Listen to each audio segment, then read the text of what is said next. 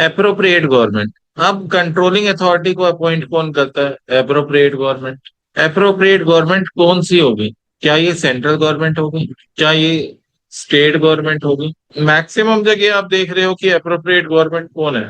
CG. इन any other case S. तो किस S. किस केस में सीजी है? देखते हैं कौन कौन से केस में सेंट्रल गवर्नमेंट है। बिलोंगिंग टू और under control of the CG, भाई जो कंट्रोल ऑफ सीजी में आ रहा है, एक ऐसा स्टैब्लिशमेंट। एक सेकंड, यहाँ पर हम स्टैब्लिशमेंट में की बात कर रहे हैं। अगर कोई स्टैब्लिशमेंट या तो सीजी को बिलोंग करता है या सीजी के कंट्रोल में है, अगर कोई स्टैब्लिशमेंट सीजी के कंट्रोल में है, तो वहां पर अप्रोप्रिएट गवर्नमेंट कौन होगी? Central government. अगर कोई स्टैब्लिशमेंट उसकी ब्रांचेस एक से ज्यादा स्टेट्स में है, तो भी अप्रोप्रिएट गवर्नमेंट क्या होगी? Central government, CG. एक फैक्ट्री है, बिलोंग कर रही है और under the control of the CG है, तो भी अप्रोप्रिएट गवर्नमेंट कौन होगी? Central government. Major port, mine, oil field, railway company, इन सब के केस में भी अप्रोप्रिएट गवर्नमेंट कौन होगी? Central government. And in any other case, SG. इनको छोड़कर बाकी सभी केसेस में अप्रोप्रिएट गवर्नमेंट कौन सी होगी? स्टेट गवर्नमेंट होगी। तो याद करना पड़ेगा आप कि अगर कोई स्टैब्लिशमेंट बिलोंग करती है सेंट्रल गवर्नमेंट को, किसको बिलोंग करती है? सेंट्रल गवर्नमेंट को, या under the control of CG है, तो उसमें अप्रोप्रिएट गवर्नमेंट कौन होगी? सीजी। जिसकी ब्रांचेस एक से ज्यादा स्टेट में है, उसके केस में अप्रोप्रिएट गवर्नमेंट कौन सी होगी? Central government. जिसकी फैक्ट्री बिलोंग करती है या under the control of CG है, या फिर major port, mine, oil field और रेलवे कंपनी, इन सब के केस में भी कौन होगा? सेंट्रल गवर्नमेंट अप्रोप्रिएट गवर्नमेंट होगी। कंसेप्ट क्लियर है बच्चों? बाकी सभी केसेस में state government appropriate government. Next point देख लेते हैं। It may be noted that many large establishments have branches in more than one state.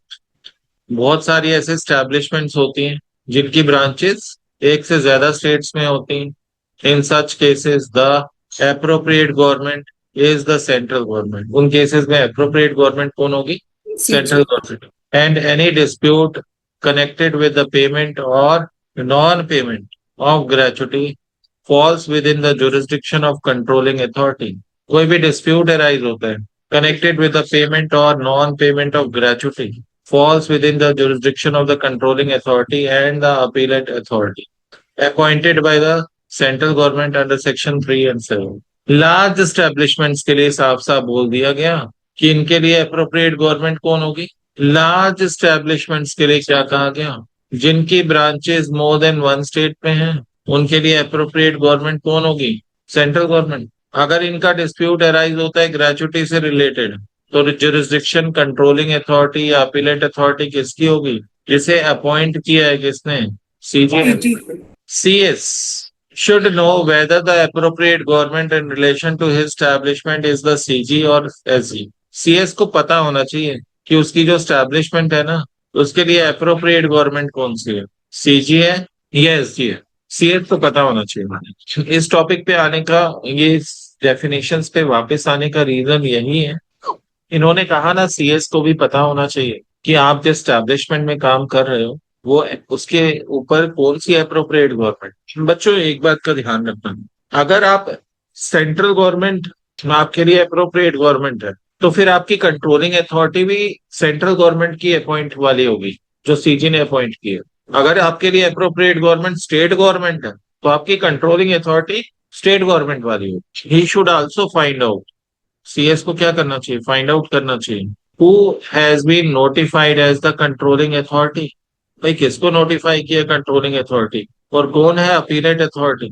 It may be noted that any request for exemption under section 5 of the act is also to be addressed to the appropriate government. अगर कोई exemption के लिए भी apply करना है under section 5, तो किसके पास apply करोगे? अप्रोप्रिएट गवर्नमेंट के पास अप्लाई करोगे। तो आपको ये क्लियर होना बहुत जरूरी है कि आपकी अप्रोप्रिएट गवर्नमेंट कौन सी है। कंटिन्यूस सर्विस पर आते हैं सीधा, और मतलब कंटिन्यूस सर्विस के ऊपर भी ना क्वेश्चन आ रखे हैं एग्जाम में, ध्यान देना, बड़े ध्यान से सुनना। कंप्लीट करते हैं इसे। According to section 2A, for the purpose of this an employee shall be said to be in continuous service for a period if he has for that period been in uninterrupted service, including service which may be interrupted on account of sickness, incident, leave। Absence from duty अभी discuss करूंगा, ध्यान देना। Without leave, not being in absence in respect of which N order for treating the absence as break in service has been passed in accordance with the standing order, rules or regulations governing the employee of the establishment. Layoff, strike, lockout, cessation of work not due to any fault of the employee, whether such uninterrupted or interrupted service was rendered before or after the commencement of this act. An employee shall be said to be in continuous service. भाई कितने time उसे continuous service में माना जाएगा? भाई जितने time उसने uninterrupted job की है, बिना ब्रेक के जॉब की है, कंटिन्यूस जॉब की हो, 2 साल, 4 साल, 5 साल, 10 साल, सर छुट्टियां ली हैं उसने। भाई छुट्टियां तो अलाउड होती है ना, बात समझ रहे हो? हॉलीडे लेना अलाउड होता है। कई कंपनीज में तो साल में 180 दिन छुट्टी होती है। सर 365 दिन में से 180 दिन छुट्टी कभी देखा है आप लोगों ने? सर मजाक कर रहे हो? सर मेरे को ज्वाइन करवा देना। ए, सर ये डीयू में जो प्रोफेसर है मेरे, देखो 52 वीक्स होते हैं। कितने वीक्स होते हैं? 52। सैटरडे संडे की 2 दिन की छुट्टी कितने हो गए? जी बस। अब लग रहा होगा सर 180 दिन तक पहुंच जाएंगे। है। मेडिकल लीव्स 15 लगा लो, मेडिकल लीव्स। फेस्टिवल्स कितने होते हैं अप्रॉक्स 50। पूरे साल में? सर 3 तो नेशनली हो गए। 30 के करीब होती है, आई थिंक 30 हॉलीडेज होती है, नेशनल हॉलीडेज। नेशनल हॉलीडेज और बाकी सब मिला के 30 छुट्टियां होती है साल में, होती है नहीं होती? Holi, Diwali, Dussehra, etcetera etcetera etcetera, guess करो कितनी होती है? 30 होती है। 30 होती है पेड लीव। पेड लीव्स कितनी होती है? 30। और फेस्टिवल्स वगैरह की, बच्चों कहाँ तक पहुंच रहा हूँ मैं, आपको क्या लगता है? 179। 179 तक आ गया। Medical leave 15। 120, 180। बच्चों अब एक बात बताऊं, एक्चुअल में 179 हॉलीडेज नहीं होते, क्योंकि बहुत सारे फेस्टिवल आपके सैटरडे संडे के बीच में आ जाते हैं। तो ऐसा नहीं है कि एग्जैक्ट 179 होती हैं। अभी और भी कुछ छुट्टियां मिलती हैं, ये तो मैंने लिखी हैं। और भी कुछ छुट्टियां मिलती हैं। चलो आगे बढ़ते हैं। ये तो बीच में आ गया तो मैंने आपको बता दिया। अब वापस आते हैं पॉइंट के ऊपर, जो logical point. An employee shall be said to be in continuous service for a period if he has for that period been uninterrupted service, including service which may be interrupted on account of sickness. भाई अगर आप बीमार हो गए, आप नहीं गए, तो क्या मानेंगे आप अनइंटरप्टेड सर्विस में हो? बिल्कुल माना जाएगा। ये माना जाएगा कि आपकी जॉब कंटिन्यू, बीमारी की वजह से, एक्सीडेंट की वजह से लीव ले रहे हो फ्रॉम ड्यूटी, ठीक है? या फिर ले ऑफ। अच्छा मैं शॉर्ट में बताता हूँ, ले ऑफ में पता है क्या होता है? Due to any reason, due to any reason, जब एम्प्लॉयज को काम नहीं दिया जाता। भाई सारे एम्प्लॉयज पहुंच गए, फैक्ट्री पहुंच गए, वहां पता चला लाइट ही नहीं है। अब लाइट नहीं है तो उनको कहा भाई अटेंडेंस लगाओ और घर जाओ। पता चला लाइट अभी 5 दिन नहीं आएगी वहां। बात समझ गए? 5 दिन के लिए उनको क्या दे दिया? ले ऑफ दे दिया। रीजन क्या है? पावर, इलेक्ट्रिसिटी का ना होना। लेट्स टेक अनदर एग्जांपल, एक और एग्जांपल लेते हैं। भाई ओवर स्टॉकिंग हो गई है, मार्केट में माल बिक नहीं रहा, प्रोडक्शन कर रखा है, गोडाउन भर चुका है, तो क्या करोगे? और प्रोडक्शन करोगे? कुछ दिन के लिए प्रोडक्शन रोक दिया गया, एम्प्लॉयज को क्या कर दिया गया? ले ऑफ कर दिया गया कि भाई आना, मॉर्निंग में आना, अटेंडेंस लगा के घर चले जाना। बात समझ रहे? सर ले ऑफ में क्या सैलरी पूरी मिलती है? 50% ऑफ वेजेस। पूरी नहीं मिलती, 50% ऑफ वेजेस दी जाती है। चलो आगे देखते हैं, इसके बारे में बात करेंगे, इंडस्ट्रियल डिस्प्यूट का चैप्टर पढ़ेंगे, वहां हम डिस्कस करेंगे ले ऑफ के बारे में और एग्जांपल्स देखेंगे। स्ट्राइक, लॉकआउट और सेसेशन ऑफ वर्क, भाई इसमें, इनमें ना एम्प्लॉय की गलती नहीं है। Not due to any fault of the employee, भाई एम्प्लॉय ने कुछ गड़बड़ नहीं की। ले ऑफ हो गया, स्ट्राइक हो गया, लॉकआउट हो गया, सेसेशन ऑफ वर्क हो गया, not due to any fault of the employee, तब भी वो कंटिन्यूस सर्विस में माना जाएगा, चाहे वो ले ऑफ पे था, चाहे स्ट्राइक की वजह से काम रुका हुआ था, चाहे लॉकआउट की वजह से, चाहे किसी भी रीजन से काम रुका हुआ था, जॉब नहीं जा रहा था, बट उस टाइम पे भी उसे कंटिन्यूस सर्विस में माना जाएगा। नेक्स्ट पॉइंट देखो, second point, where an employee, ये कह रहे हैं किसको छोड़ देना? सीजनल स्टैब्लिशमेंट वाले एम्प्लॉयज को छोड़ देना। Is not in continuous service within the meaning of clause 1 for any period of 1 year और 6 months, he shall be deemed to be in continuous service। बड़ा इंपॉर्टेंट पॉइंट है। कह रहे हैं ऊपर वाले पॉइंट के हिसाब से अगर वो कंटिन्यूअस सर्विस में नहीं है, वन फर्स्ट पॉइंट के हिसाब से उसे deemed to be in continuous service माना जाएगा, कंटिन्यूअस सर्विस में मान लिया जाएगा। If employee during the period of 12 months preceding the date with reference to calculation has been made has actually worked under the employer for not less than 190 days। कितने दिन उसने काम किया है? बिल्कुल 190 दिन अगर उसने काम किया एम्प्लॉय ने। In the case of an employee employed below the ground in a mine और in establishment which works for less than 6 days a week। जहाँ पूरे साल में चेक करेंगे, पूरे साल में अगर एम्प्लॉय ने 190 दिन काम किया है, चाहे वो ऊपर वाले पॉइंट के हिसाब से कंटिन्यूस सर्विस में नहीं है, लेकिन अगर एम्प्लॉय ने पूरे साल में 190 दिन या उससे ज्यादा काम किया है तो वो भी कंटिन्यूस सर्विस में माना जाएगा, deemed to be in continuous service. Logic clear है बच्चों? बाकी केसेस में 240 डेज। बाकी केस में कितने डेज? केस में बच्चों ये एक साल में चेक कर रहे हैं। और वही अगर 6 महीने में चेक करोगे तो सर आधा हो जाएगा, हाफ हो जाएगा।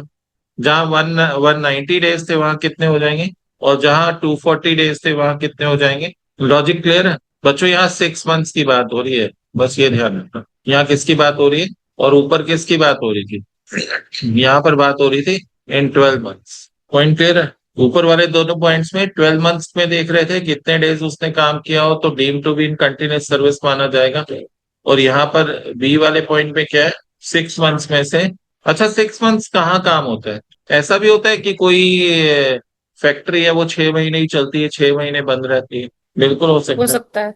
ऐसा होता है। तो 6 महीने वाले के केस में भी डेज बता दिए और 1 साल वाले के केस में भी डेज बता दिए। अगर ये कंडीशन फुलफिल होती है तो deem to be in continuous service माना जाएगा।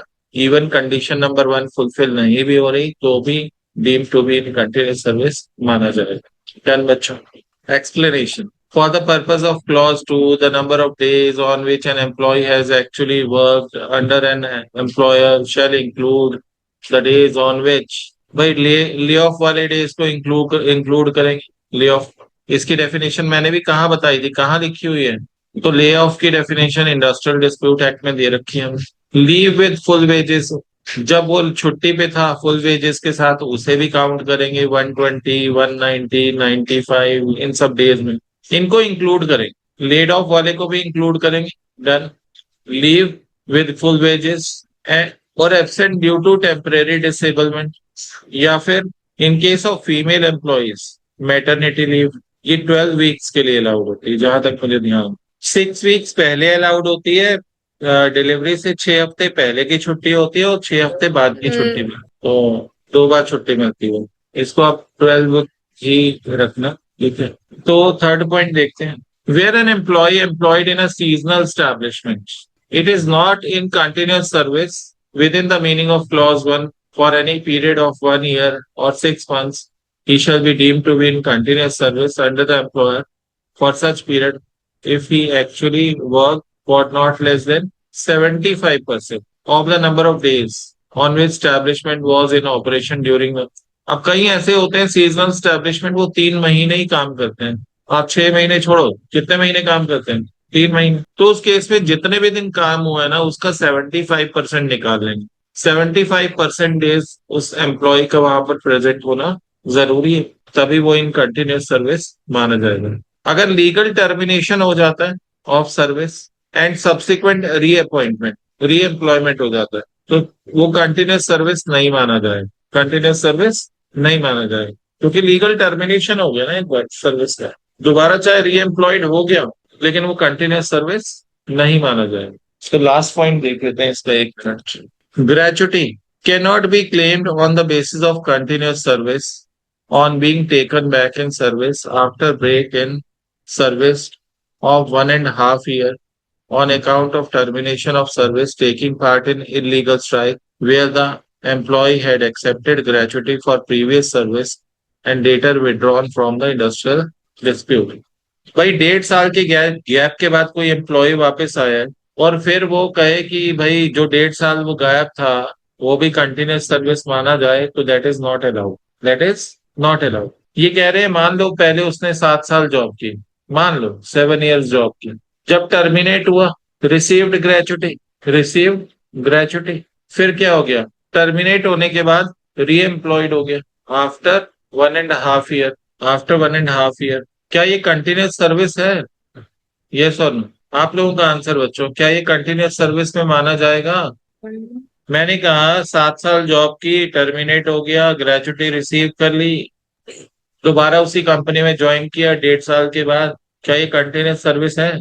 नहीं है। ये लिखा हुआ इस केस। जब री एम्प्लॉयड हुआ उसके बाद उसने काम किया, वो कहे कि मुझे भाई मेरी कंटिन्यूस सर्विस मानी जाए, नॉट अलाउड। बाकी आप रीड कर लेना अच्छे से, आपको डिटेल में पता चल जाएगा।